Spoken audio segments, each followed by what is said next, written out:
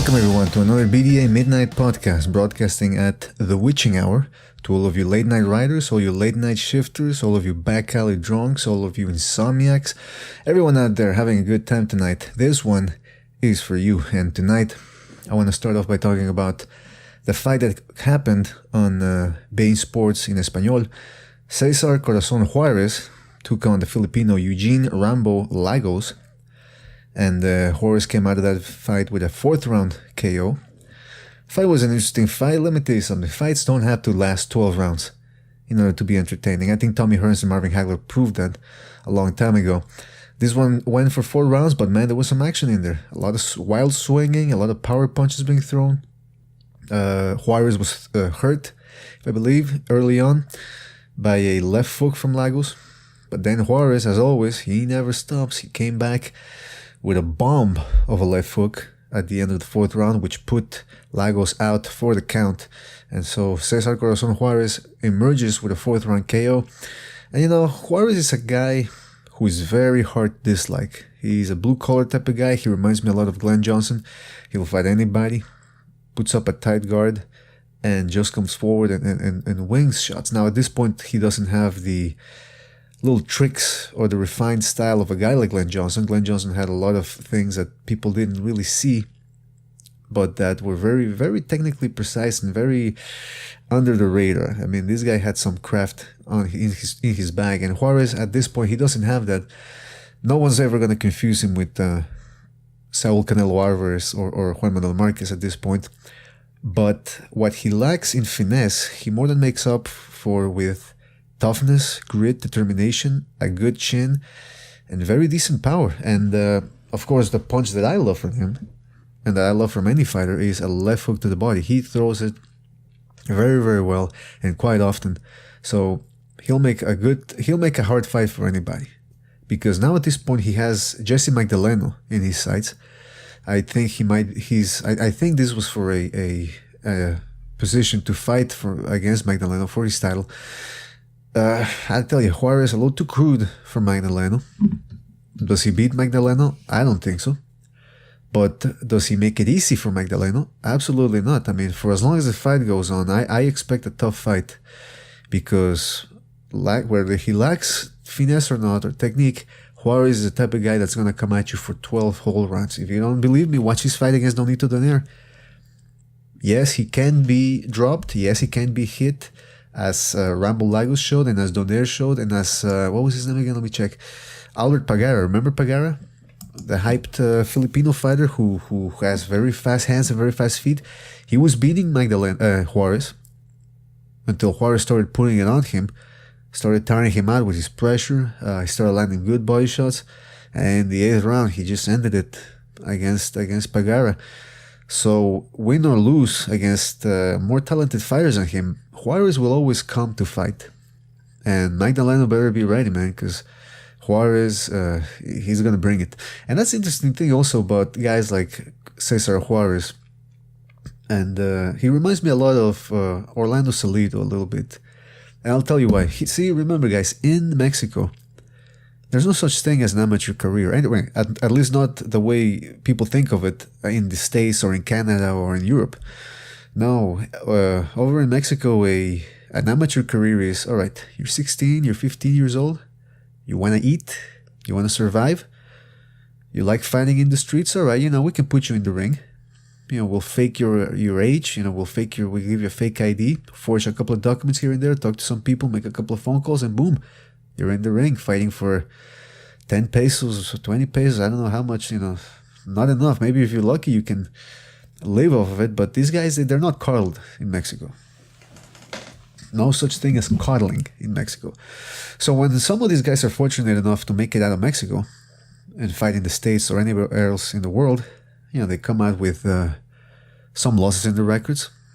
20 wins, 5 losses, something like that. Meanwhile, they're in their early 20s. But they got more grit and thicker skin than most of the guys you're going to see in the States. And if they're lucky and if they're talented, they keep adding wrinkles to the game, they can become forces to be reckoned with, which brings me to why I mentioned Orlando Salido. Orlando Salido, first time I saw him fight was on the undercard of Hopkins De La Hoya back in September 2004, and I didn't know who the guy was. And we were all expecting Juan Marquez. We were all looking forward to his rematch against Manny Pacquiao. All he had to do was beat Orlando Salido, and he did beat him.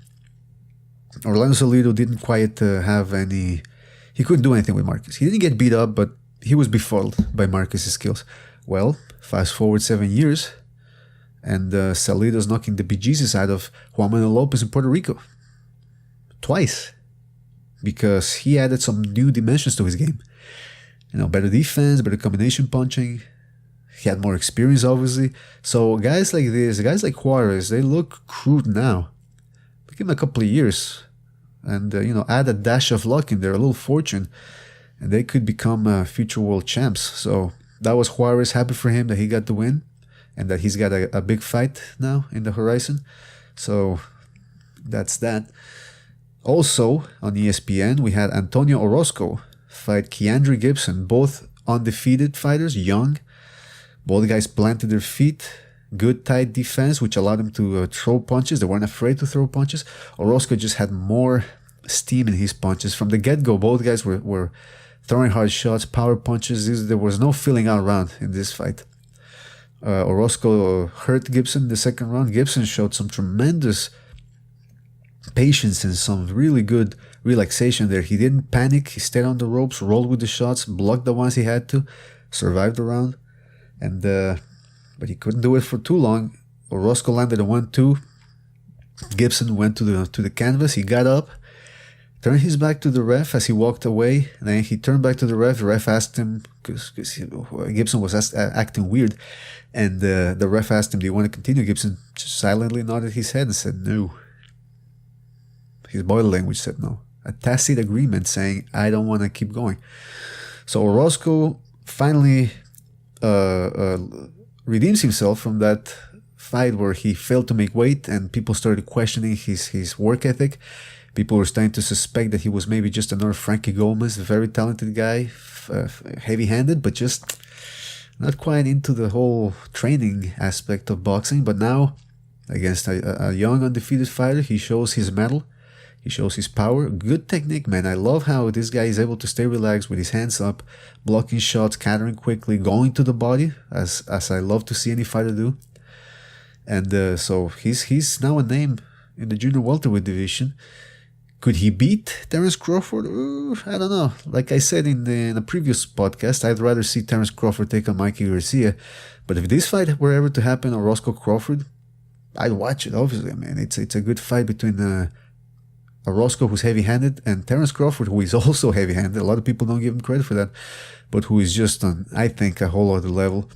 Orozco, maybe I'd love to see him fight a couple more times against other type of fighters, other type of styles, just to see how he can handle a guy who moves, a guy who's slick, a guy who's a quick counter-puncher.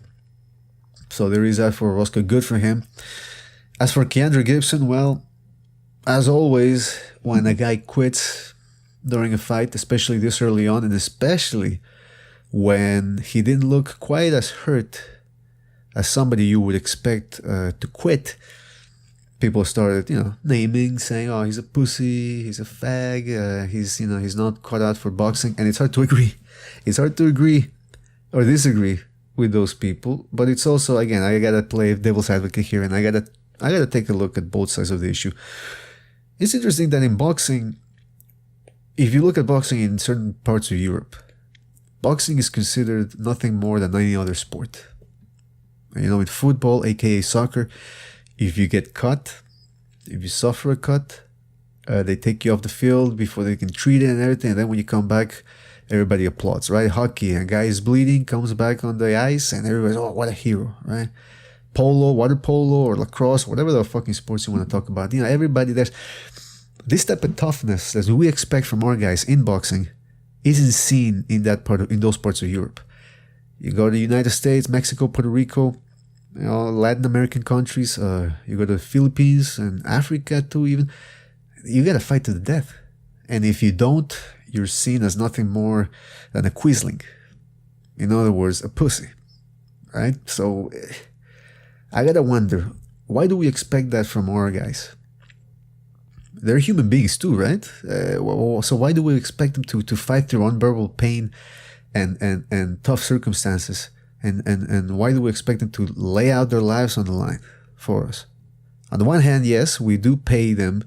If you're paying a subscription if you have basic cable and you're paying for ESPN, or if you have the HBO Showtime package, or if you're buying a fight on pay-per-view, or if you're buying a ticket, you expect these guys to give you a good show, right? And excuse me. And these guys know what they're getting into. Boxing is a tough sport. That's why I don't really blame guys when they want to fight the way they fight. If they want to fight in a safety-first style, then hey, it's their right. What do you want from me? But there are people out there who will expect a guy to be carried off the ring on a stretcher. And it's been a long time tradition, man. Guys like Carmen Basilio, fucking Arturo Gatti, Mickey Ward, Marco Antonio Barrera, guys who we expect them, Dio Corrales, you lay it on the line or you're a fucking asshole if you don't. And the reason for that is because this is fighting. Boxing, yes, it's a sport, it's a combat sport, and there are rules, but when you dilute it to its most basic element, it's a fight. It's two guys punching the bejesus out of each other. So when we look at a guy like Keandre Gibson who quits, it's a shame, but that's our primal response. Now, is it fair? No. But if Gibson wants to look at the silver lining in all of this, is that he can actually, we've seen guys out there who have lost fights by quitting, and then they come back and actually redeem themselves. Of course, though, people never usually forget 100% the fact that they quit. Durant, people still remember him for the No Mas debacle, even though he went on to give Marvin Hagler a hell of a fight and then defeated Iran Barkley for one of the middleweight titles. But he came back. Vitaly Klitschko, a lot of people were used to say he wasn't anything special back in the day because he had quit against Chris Bird.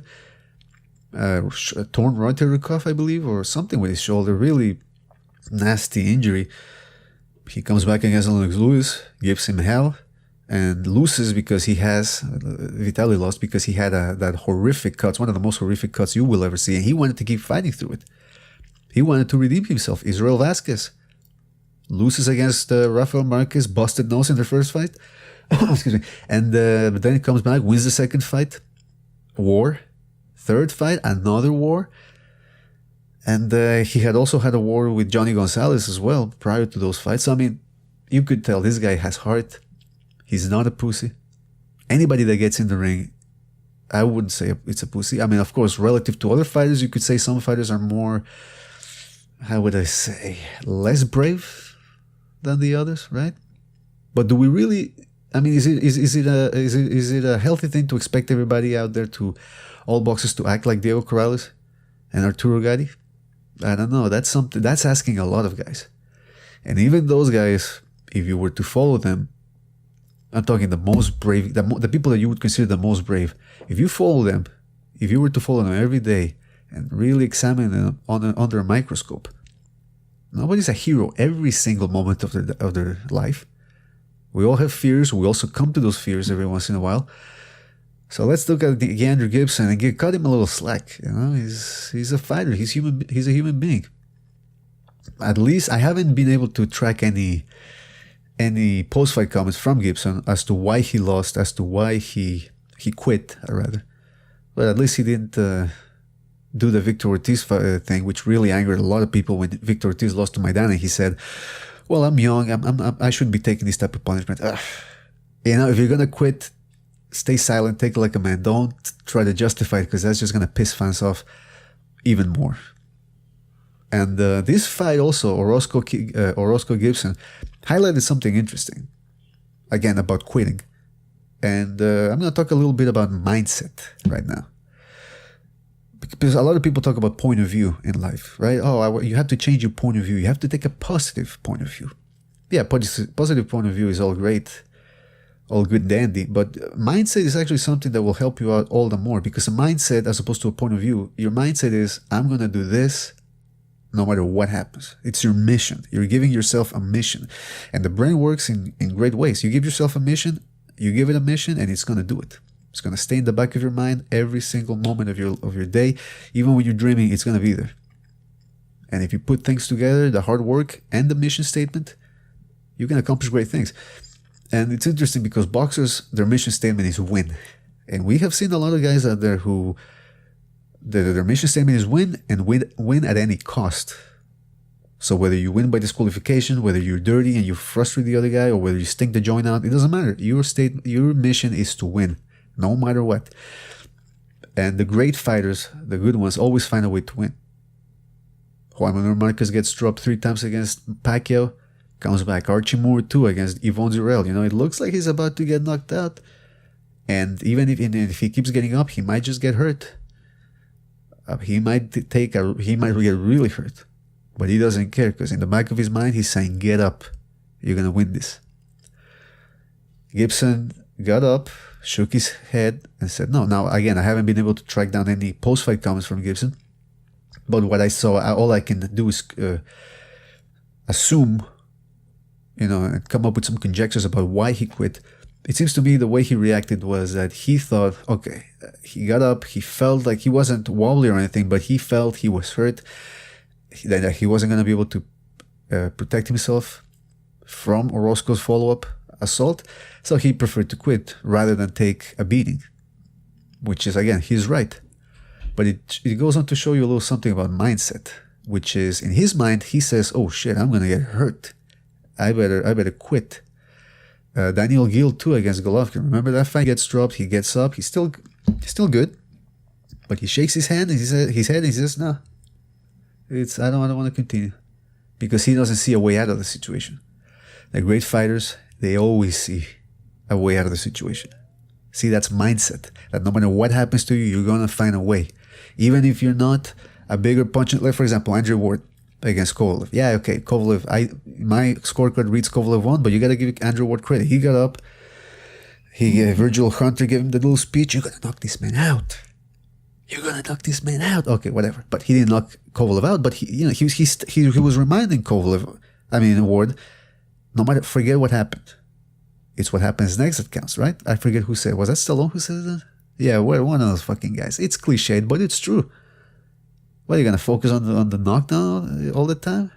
You might as well quit then. But no, these guys, Ward got up. He's not a big puncher compared to Kovalev anyway. But in his mind, he has a plan, and just because of that knockdown and just because he was eating jabs all night, it doesn't mean that he's just all of a sudden gonna stop. He's gonna keep going. So that's an interesting thing there about mindset and about how guys have different approaches to their boxing careers, or they bring different points of view, different mentalities to the ring. Some guys just start, hey, boxing, it's a hard sport.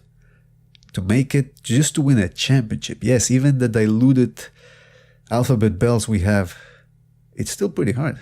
And to keep that belt and to keep being consistent with your performances, it's very, very hard. So, we can't give this guy some slack.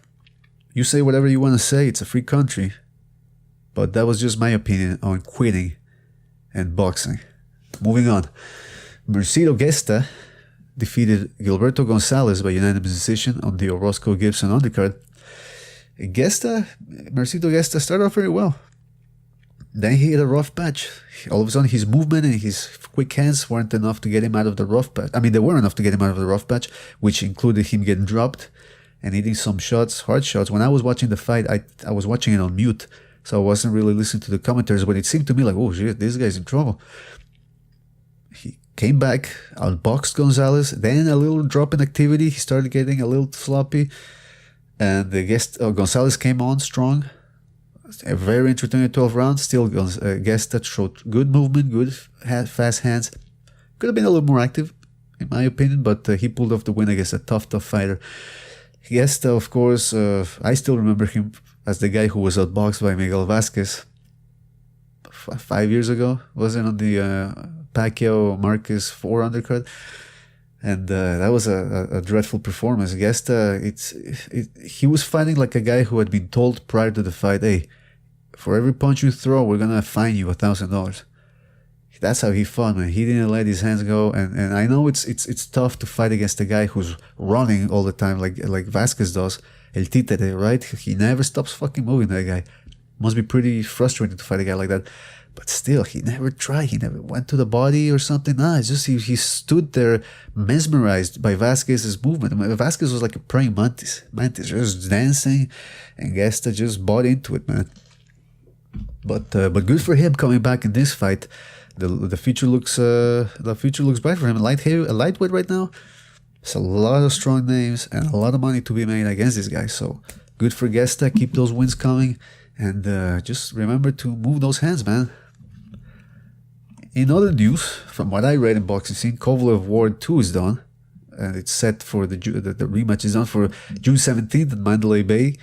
Let me tell you something. Boy, oh boy, these guys dislike each other. Ward said to Kova, stop, bring it and leave the excuses behind. Kovalev, this guy, he told Ward, I'm gonna fucking kill you, motherfucker. No, sorry. I don't wanna speak out of school here. Let me just check Boxing Scene to see exactly what statement. Oh yes, Kovalev said to Ward, be ready, motherfucker, I'll finish your career.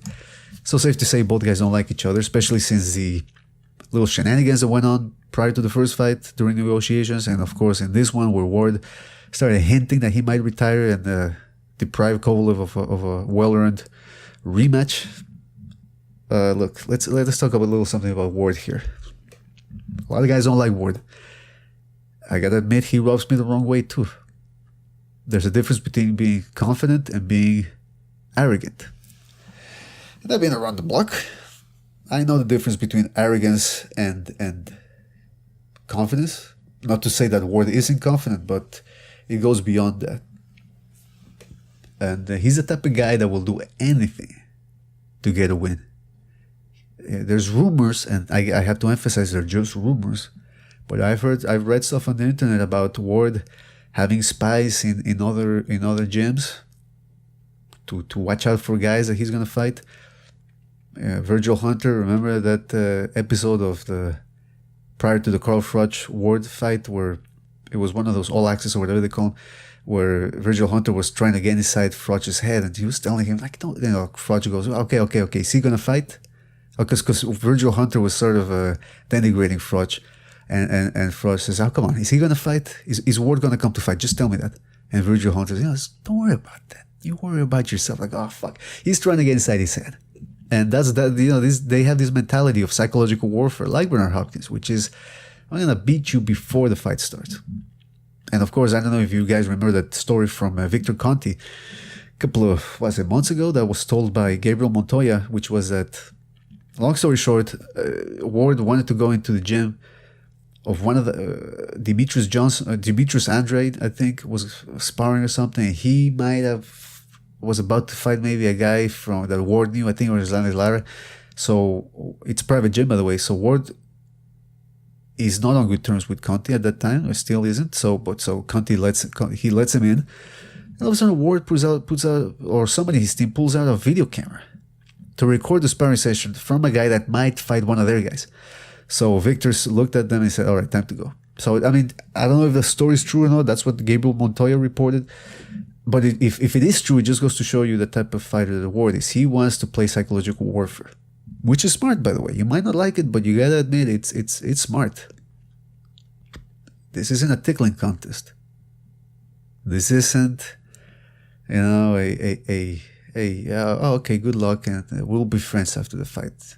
These guys are under no obligation to keep it friendly. I would rather they do. I respect fighters more who shake each other's hands and they let the talking be done in the ring, but or with their fist. But this is boxing. Guys are gonna do what they gotta do. But Ward, again, he seems to be very arrogant, but I sort of understand why. I'm going to put my psychologist cap on for a moment and tell you that you look at Ward's life, both parents, drug addicts, his mother wasn't in the picture. It can be very hard to grow up without the support of your parents. Then he had to go he couldn't live with his parents anymore, so he had to go live with somebody else. None of his family members, immediate family, wanted to take him and his brother in. So it was up to Virgil Hunter to take him in. So I can really play tricks on somebody's mind.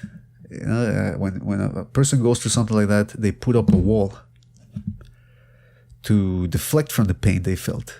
And I would assume that Ward, that wall that he put up is competitiveness. He's a very competitive man. He refuses to lose. He refuses to be friendly with the guys he's going to fight. For him, it almost seems like it's personal. That's right. He's making, just thinking about this he's making me cough like I got cholera or something. But I mean, yeah, listen, I'm not justifying the way Ward acts. I'm not trying to tell you to like him, but I'm just saying that if you look at a guy's beginnings and origins, it might take the brunt of your annoyance of him. Because I used to be a little annoyed by Ward. I go, come on, this guy, what's he doing? Ugh, I couldn't read his interviews and all that.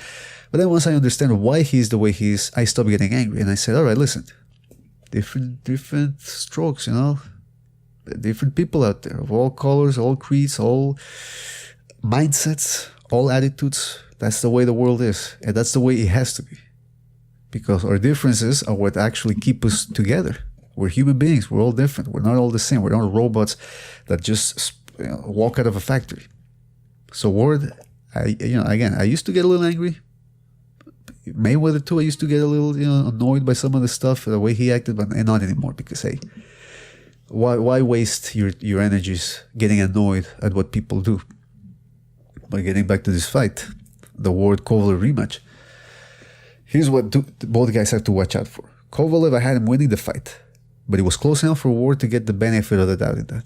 Even if you don't like Ward, even if you didn't have him, you have to admit the fight was close enough so that judges could have given it to him, which they did. And Kovalev slowed down a little bit after the knockdown. His jab was still sharp. He landed a lot of jabs. He landed more right hands than Ward. Ward landed a couple more body shots, which I guess is, well, I mean, I don't guess. It is what won him the fight. That's the only thing that could have won him the fight, because I didn't see him out landing Kovalev with jabs or landing right hands or that many left hooks. But he did some good work to the body, and yeah, the judges liked it. Kovalev, of course, if you remember, and everybody saw that in the 12th round, he hurt Ward to the body. So he needs to go to the body right away, because Ward is a smart guy, man. He's going to come back with another game plan. What Ward needs to do is he needs to smother Kovalev like he did in the middle rounds of their fight. Because from what I saw in the first fight, he can't outbox Kovalev from the outside. At least not like he does with everybody else. Kovalev is a master boxer who had, and may still have, Ward's number.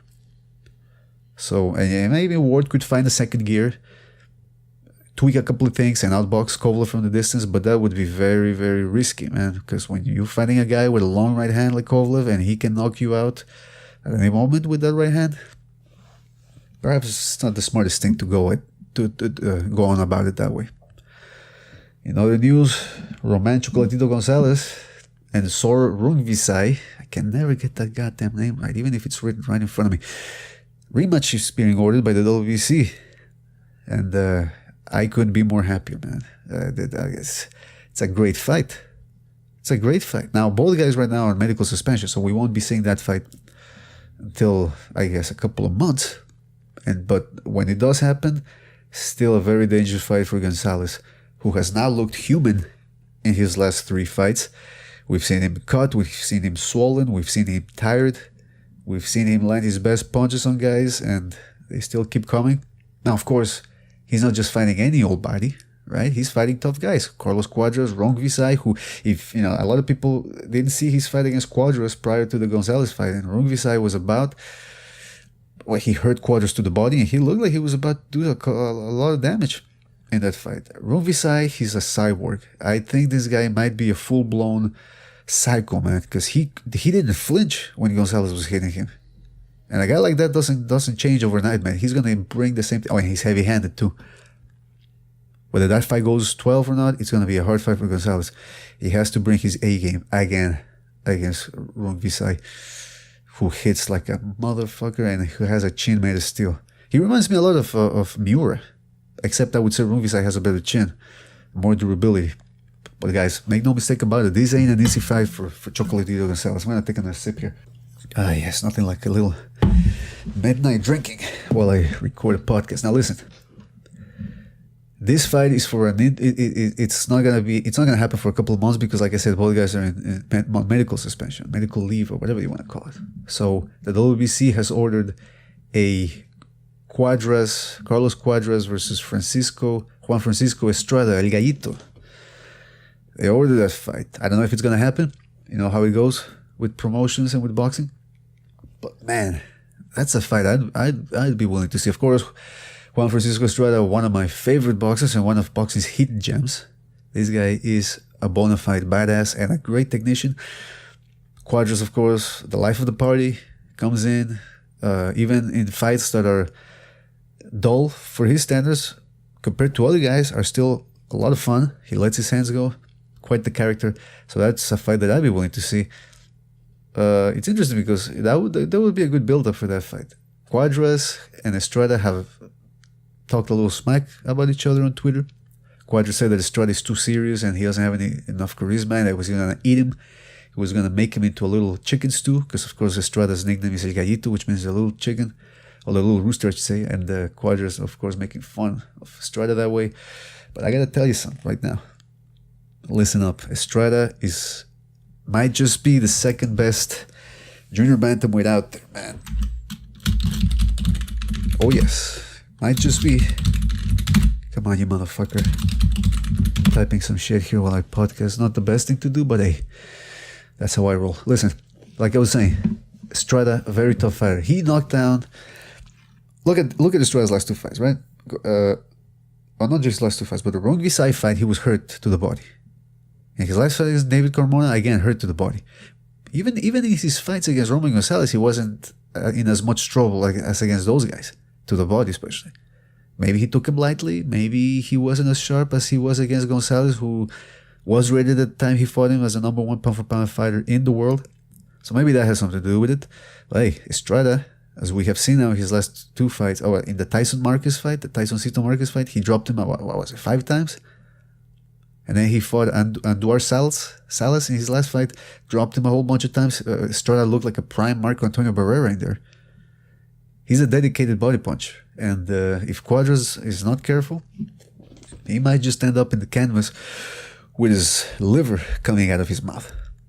So Cuadras, I know he likes to talk, and I know he likes to be the life of the party, and he brings it too. He's got heart and courage and a lot of skill. But he better watch out, man, because Estrada, I've been saying it for a long time, this guy, you got to watch out for him, man. And also in this junior bantamweight and flyweight divisions, and those lower divisions, there's a lot of great fights to be made. Let me just check real quick the ratings here for that division. I mean, we got Inoue, right? The guy who everybody's creaming their pants over. He's the next big thing, the heir apparent. Of course, the fight against Chocolatito Gonzalez has been put on the back burner before Gonzalez has to take care of business in a rematch against the Thai. But still, man, I mean, there's a lot of fights. So Neye Inoue, we got Rungvisai, we still got Gonzalez, Cuadras, Juan Francisco Estrada, Luis Concepcion from Panama, always tough for everybody. Mike Joe Arroyo, who people should keep an eye on because he's still very, very tough. He went 12 rounds with Gonzalez, also with the guy from Thailand who had beaten the Chinese gold medalist. I'm sorry about the names, but I'm forgetting the names right now.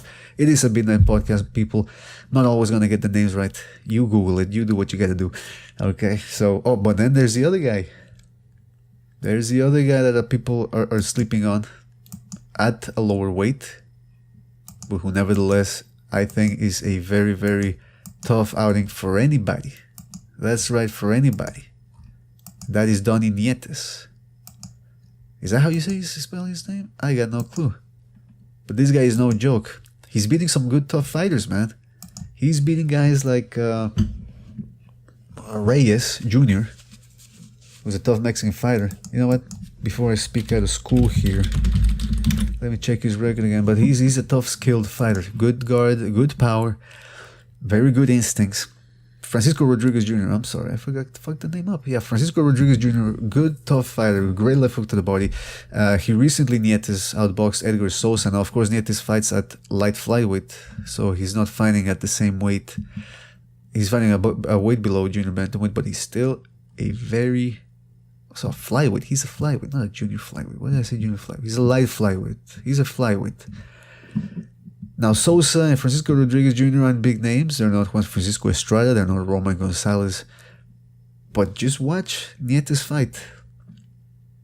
And you will see that he's a very tough guy. Now, at 34, his best years might be behind him. But 34, remember, it's still the age where you're in your 30s. You got a wealth of experience, but you still have some of the youth left over. Could be considered a prime for some guys, depending. Now, of course, the little guys, sometimes they burn out quicker than the other the bigger fighters, but still, Donny Nietes, I think you got to keep an eye on him. I hope he gets a big fight against one of those big names. He, at one point, I believe, mentioned that he was willing to fight Gonzalez to go up in weight and fight him. Now there's a slew of very good fighters, like I said. I read you the list there. Naya Inoue, Gonzalez, Thai guy, got to look up his name again. Thai guy, not Thai guy, Sor Rungvisai. Yeah, just because it's the Midnight Podcast, we're not going to disrespect anybody. I'm going to look up names, and you guys are going to take it. So Rungvisai is still there, like Quadras is there, Estrada is there. It's just a fucking nice, loaded division. It's going to be a lot of fun to watch. If the right fights come across or come off, they're going to be very entertaining years that we have ahead of us. So, with that being said, that was the BDA Midnight Podcast. I hope you guys enjoyed it. Don't forget to subscribe. Don't forget to like. But most importantly, I want you to leave comments. This is the boxing debate arena. Okay, I want to hear some comments. I want to see people fighting. I want to see people arguing. Of course, I want to see people agreeing with me and everything I say. And tell me that I'm the best. Because in some ways, you could say that I am the best. And you wouldn't get no argument from me in that aspect. You will become my friend in the blood-soaked arena that is the boxing debate arena. So guys, thank you very much for joining us. Try to keep it short but intuitive and informative for you guys. A lot of great fights coming up. I hope you guys enjoyed it, and we will see you on the next one.